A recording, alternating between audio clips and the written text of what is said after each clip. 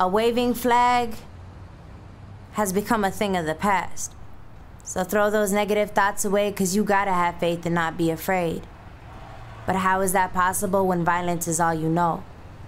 And pain was the only emotion you could show. And home wasn't home because there was no room to grow. Funny, ain't it, how they can't see what Somalia actually can mean to me? My eyes swell up and my heart gets weak when I think of my homeland that I have yet to meet. But in my mind I have an image of what it should be. Someday when it's free. Someday when everyone would agree, not disagree. Well, on certain things like the land, people, and their democracy.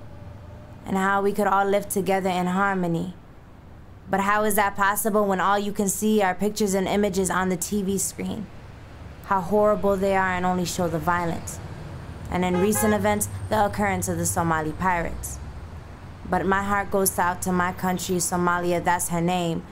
Everything that's happening there, let me assure you it ain't a game. 'Cause best believe my country's in pain.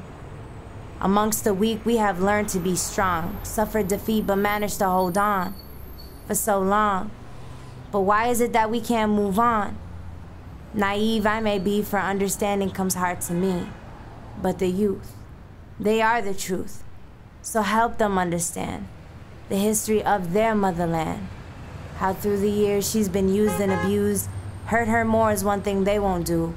But wait patiently for that day to come, when our land is restored back into one. For Somalia is like a diamond in the rough. Finding her beauty is now very tough. So we wait until that day when throughout the whole country our national anthem will be sung.